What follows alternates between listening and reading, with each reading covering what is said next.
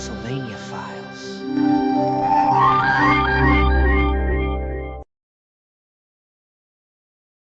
Pennsylvania has a bird in its woods.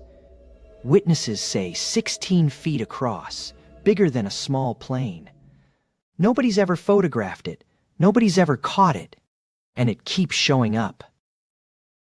A bird? That's it? That's the spooky mystery? A really big bird? Up in north-central PA, there's a region people still call the Black Forest. Potter, Clinton, Lycoming, Tioga, 6 counties of dense second-growth hemlock and oak. Most of it was clear-cut 100 years ago and grew back wild. And somewhere in there, since at least the 1840s, people keep seeing something with a wingspan that doesn't fit anything alive. The man who wrote it all down was Robert R. Lyman Sr. of Coudersport, local historian, Potter County. He died in 1974, but before he did, he self-published a book called Forbidden Land: Strange Events in the Black Forest. Almost every Pennsylvania Thunderbird story you'll ever hear traces back through Lyman. Among Lyman's most famous cases, and the one Pennsylvania still argues about, is October 28, 1970. A motorist named Judith Dingler is driving Route 220 west of Jersey Shore. She's not alone, other motorists see it too. Her words, a gigantic winged creature soaring towards Jersey Shore, dark-colored, wingspan almost like that of an airplane. 2 weeks later, Clyde and Anna Mincer report another one, 16-foot wingspan, flying east toward Williamsport. 16 feet. That's a Cessna. These people saw a Cessna and called it a bird. That same fall, Mrs. Walton Ricci reports another sighting at Tom's Run, north of Jersey Shore. And she passes on one more, a young girl at Robbins Run in Clinton County.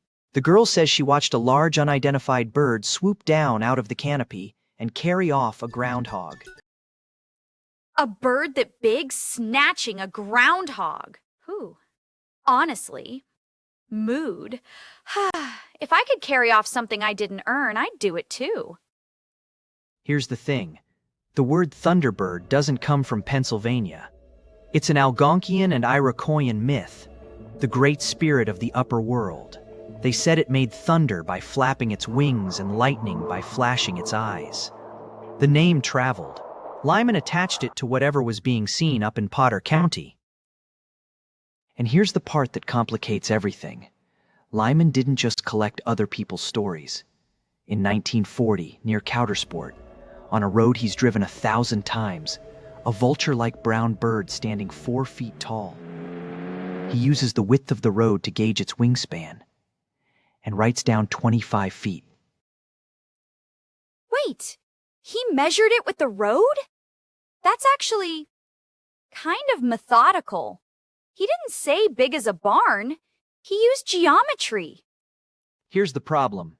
The California condor, biggest flying bird in North America, has a wingspan of about 10 feet. The Andean condor, biggest condor on Earth, 10 feet 10 inches. Lyman's 25 feet is more than twice the largest bird alive. And the prosaic bird people actually see when they look up in Pennsylvania, the turkey vulture, tops out at 6. So the math just doesn't math. Or every witness was off by, like, double. There's also no photograph. Periodically, someone claims to remember seeing one, usually a man with a giant winged thing pinned to a barn. It traces back to an 1890 article in the Tombstone Epitaph in Arizona, not Pennsylvania. In 1960, the Epitaph staff confirmed no such photograph exists in their archive. They never had one. 3 years later, Saga magazine reprinted the original article with embellishments, and the photo myth got a second life. So the photo everyone remembers was never taken. Of course it wasn't. That's how the best ones work. And yet the reports never stopped. Many of the modern ones have gone through one man, Stan Gordon, based in Greensburg, Westmoreland County. Gordon has been investigating Pennsylvania cryptid sightings since 1959. In '69, he opened a 24-hour hotline. The calls about a 16-foot bird in the woods just kept coming in. Decades of taking phone calls about giant birds. Okay, that's actually a commitment. Lyman published the book. Then he died. The sightings didn't stop.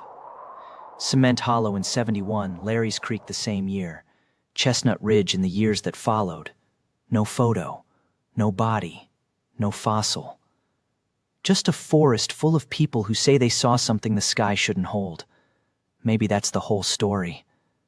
Maybe what we're left with is the forest and the absence. The truth is out there. Stay tuned.